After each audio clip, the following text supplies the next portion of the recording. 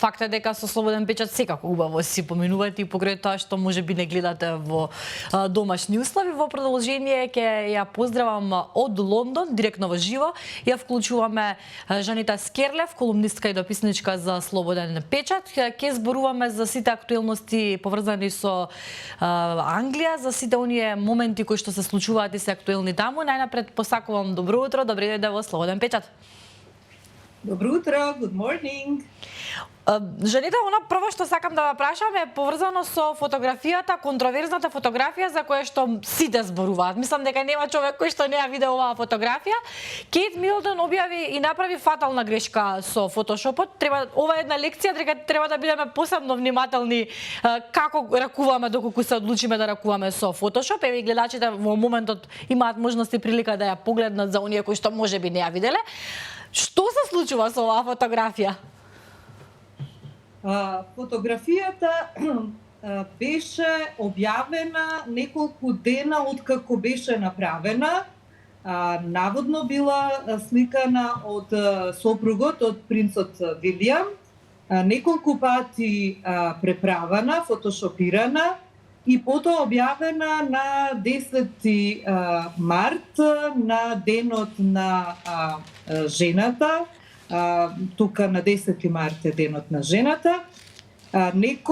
Обично кога Бакингемската палата објавува фотографии, тука се преземаат веднаш како топол производ, никој не ги проверува, но веднаш по објавувањето неколку светски агенции, меѓу кои Reuters, Associated Press, France Press, објавија нешто што многу ретко се случува, kill the photo, во слободен превод убиите фотографијата, што значи тргнете ја од да не се објавува фотографијата, бидејќи открија дека фотографијата е фотошопирана, а по правилата на агенциите фотошопирана фотографија никогаш не се објавува.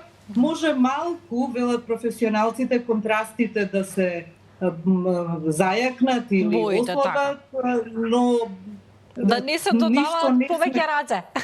Ништо. Меѓутоа, излезе дека оваа фотографија е навистина и веднаш почнаа теории дека не е направена, кога е направена, дека цвеќињата, дека она растение кое во позадината не цвета кога сега, дека патентот од јакната не е направен добро, дека прстите на малечкиот Луи се свиткани погрешно, па дали е тоа некој знак, дека работот кошулата бил на принцезата. Мислам, луѓето почнаа да наоѓаат еден куп, се претворија во детективи, не само професионалците, туку и обичната публика, сите ние се претворивме. Гледавме, мора да признам и јас ја отворив да видам што е тоа, па зголемував, па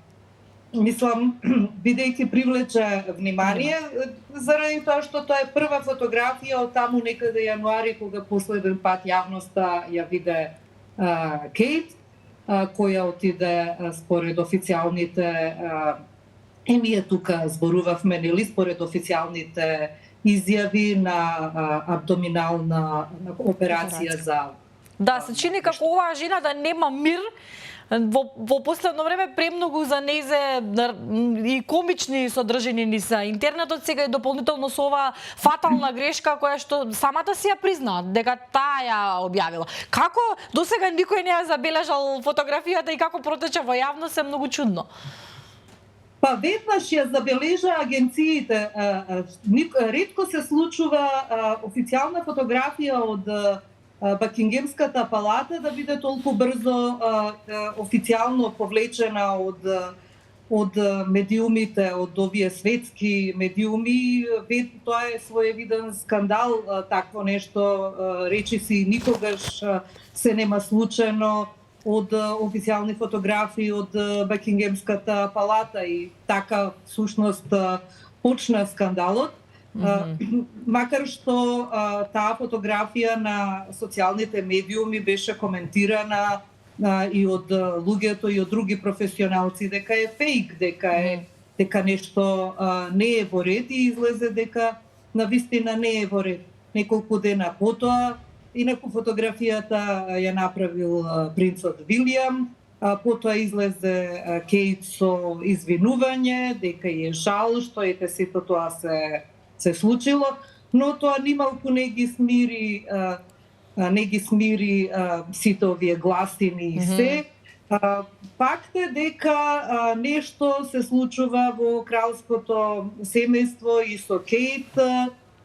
Дури и овие промонархистички медиуми во земјата почнаа да пишуваат, да поставуваат прашање каде е Кейт и зошто толку малку информации има за нејза. Знаете што, во оваа земја луѓето, овие медиуми кои сакаат да имаат информација, бидејќи сликите на Кейт продаваат весници, носат пари и треба се трудат медиумите да бидат во добри односи со палатата, со Бакингемската палата, и ретко кога се пишува нешто лошо или негативно за Кейт и за Вилијам.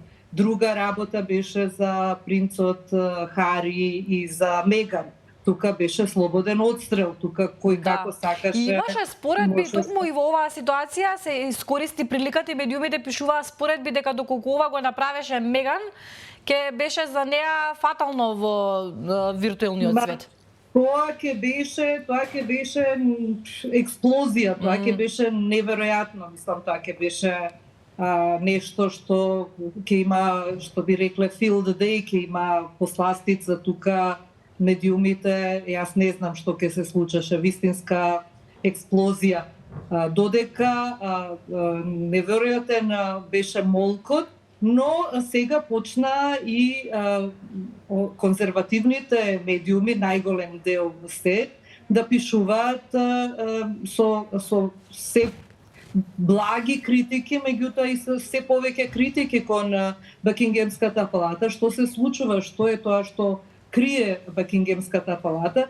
И јас ги гледам некои од весниците, почна и овие женските списанија да кажуваат дека треба малку поинаку да реагира палатата, зошто не се угледа на другите кралски семејства, на шведското кралско семејство, на еве гледам како Кейт Мидлтон вели треба да се угледа на шведските, на скандинавските семејства.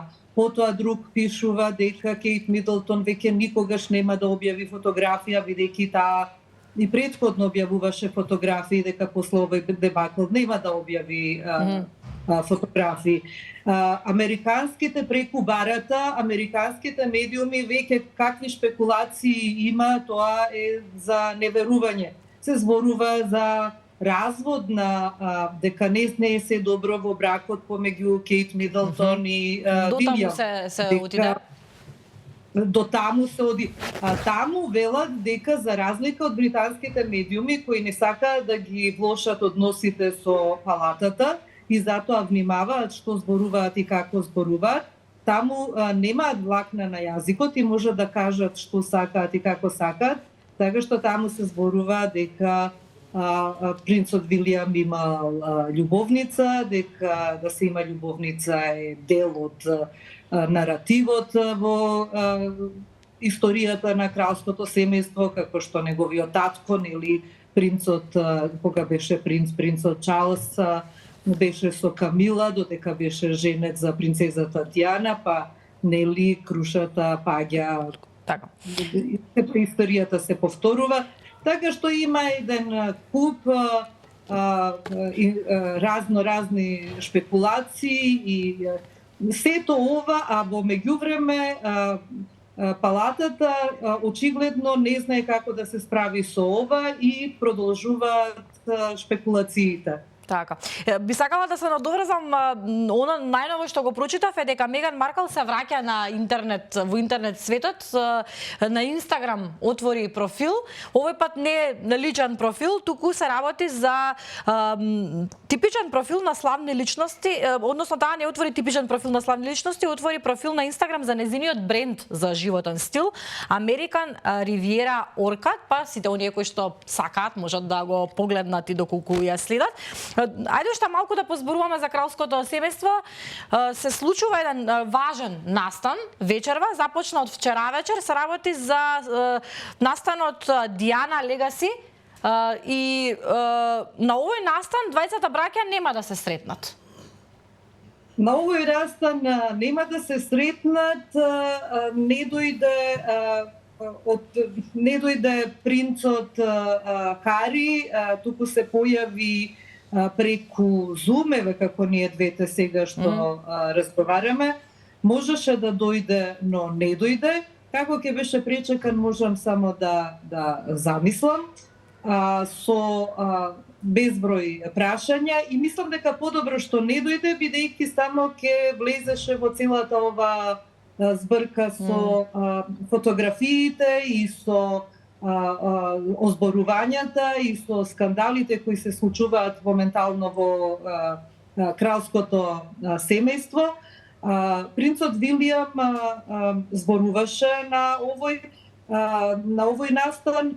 Штета заради тоа што двајцата браќа се поборници и сака да се одржи споменот на нивната мајка, принцезата Диана, која беше голем поборник за ова случување, но некако не излезе така. До таму отидоа работите што прво зборуваше во живо принцот Вилијам, па се чекаше да си замине принцот Вилијам за потоа да се појави на Zoom принцот Хари. Значи не се сретна на некој начин, како да кажам, ни виртуелно. Тоа сакам да кажам, дури не беше дозволено ни виртуелно. Дотолку ли се заострени односите помеѓу нив? Па наводно се прилично заострени, додека Хари на некој начин поради велат не само поради болеста, меѓутоа тој никогаш не ги прекина контактите со татко му кралот Чарлс III и велат во постојан контакт со него и дојде нели кога беше обнародено дека кралот болува од канцер. Велат дека е во постојан контакт со него, значи зборува со таткото, меѓутоа не зборува со брат. Така. Ајде сега малку да излеземе од Бекингемската палата и би сакала малку повеќе да ни појасниш кој е Френк Хестер. Френк Хестер е бизнисмен и донатор на конзервативната партија. Тој е 58 годишен предприемач и основач на ТПП, тоа е The Phoenix Partnership. Тоа е компанија која се опишува себе си како водечки провайдер на медицинска здравствена технологија, дава водечки IT услуги. Тоа е нешто како, еве би го споредила со мој термин. Па не би го споредила како мој термин, меѓутоа, значи IT услуги за време на пандемијата водеше евиденција со својот софтвер колку се вакцинирани, колку вакцини, колку луѓе се вакцинирани во Велика Британија. Оваа компанија значи доби милионски тендер за обезбедување на податоци колку вакцини се дадени. Френк Хестер е некој што котира високо во конзервативните кругови, кој се дружи со премиери, со сите досегашни министри за здравство. Значи и е на листата на Sunday Times еден од најбогатите луѓе во Велика Британија со вредност од 415 милиони фунти. Тоа е официјалното. Тој се смета за доста неконвенционален и според весникот Guardian и потоа беше потврдено и сега морам да го најдам ова нели, сакаме ние во Слободен печат точно да цитираме. Така е. Во една прилика кога беше во штабот во Лиц во 2019 година, тој рекол како да се обидуваш да не си расист, ама кога ќе ја видиш Дајан Абот на телевизија, а Дајан Абот е пратеничка на лабористите, црна жена. Да, еве сега гледачите имаат можност да подготвивме фотографија, ја гледаат во моментот. Значи, кога ќе ја видиш Дајан Абот на телевизија, и ти доаѓа да сакаш да ги мразиш сите црни жени, затоа што таја е таму, а јас не ги мразам црните жени воопшто, но мислам дека таа треба да биде застрелана. Ова го кажува пред отприлика 4-5 години. Тоа го кажува, да, тоа го кажува и останува жив, што би рекле. Има сега реакции, значи Guardian доаѓа до таа снимка и сега ајде да кажеме расистичка изјава се разбира, но тоа би било тоа да не сме да си дозволи некој што е председател на таква голема важна компанија која добива тендери од владата, но уште повеќе тој има дадено 10 милиони фунти донација за конзервативната партија. 5 милиони од неговата компанија и 5 милиони лично на Риши Сунак, премиерот на државата на Велика Британија. Значи 10 милиони фунти. Еден од најголемите донатори на конзервативната партија. Значи партиите тука се отвара прашање за донациите, како се финансираат партиите во Велика Британија. И сега се поставуваат неколку прашања. Како можел да си дозволи да каже такво нешто?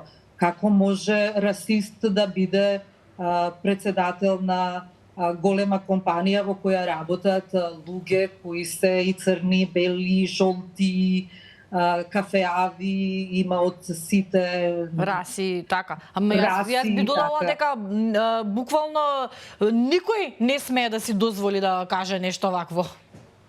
Точно така, никој не смее да си дозволи да каже, посебно некој кој е видна личност, која се дружи и со Дејвид Камерон, кога беше премиер, со Дејвид Камерон, кој е сега министер за надворешни работи, кој е прв другар со сегашниот наш премиер Риши Сунак, и сега поставуваат многумина прашање дали конзервативната партија мисли да ги врати парите кои се добиени од еден ваков човек. Прво требаше малку време да помине на конзервативците да им помине преку уста да се согласат дека ова е расистичка изјава и дека ваква изјава може да даде само некој кој е расист. И ќе ги вратат парите или? Молам? Велам, ќе ги вратат парите? Сега. Пардон. Френк Хефер призна дека делува ова малку расистички, како малку повеќе му рекоа. Тој рече дека во 2 наврати се јавил по телефон на Дајан Абот да и се извини, дека тој не мислел така како што рекол. Таа го прашала, ама рековте ли вие така? Реков, ама не мислев така. Сега, дали ќе ги вратат парите? Не заради тоа што изгледа малку се потрошени, изгледа се потрошени малку повеќе. Мислам, како да се потрошат 10 милиони фунти? Сега тука јас би ја спомнала познатата изрека од мојот сопруг дека не постои таа количина на пари која јас не би можела да ја потрошам, но добро, сега дигресирам малку. Тие немаат намера да ги вратат парите сега за сега, но ова не стигнува.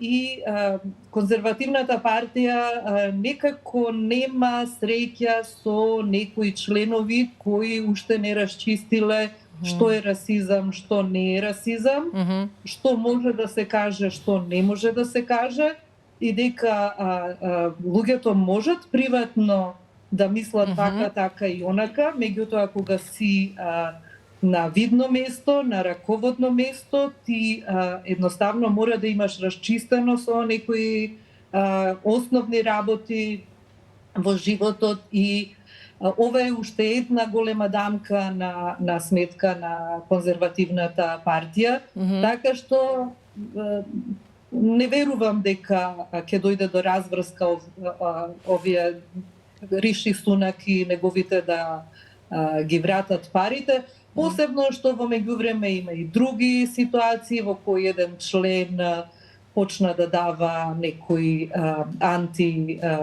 исламистички изјави, па прејде од една партија во друга. Значи, проблемите не само што не се решаваат, туку и се зголемуваат. Ама парите не се враќаат. Парите не се враќаат. И само за крај, она што можев да го заклучиме дека Хестер и се извинил лично, приватно на господјата Абот, а јавно не се има извинато, така? Јавно нема... Јавно не се извини и како ќе оди ова понатаму, не знам.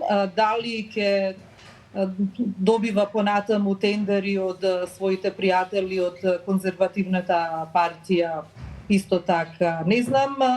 Тој заработи што заработи, неговите, тој е председател на една голема, доста неконвенционална компанија. Се вели дека во неговата компанија се работи на прилично неконвенционален начин, дека луѓето можат да доаѓаат и да си одат кога сакаат, меѓутоа не смеат да прават. Мислам, многу интересни приказни, ама интересни во наводници, како се однесуваат. Знаете, луѓе кои си дозволуваат, мислат дека можат да си дозволат се заради тоа што се на власт.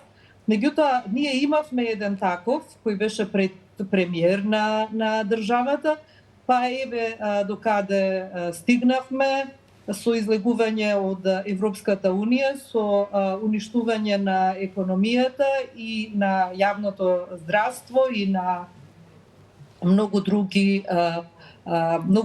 елементи во државата. Зборувам за Борис Џонсон. Така, да. Такви луѓе кои кога ќе дојдат на власт или кога ќе неконвенционални, меѓутоа не се свесни колкава штета нанесуваат на целокупното население.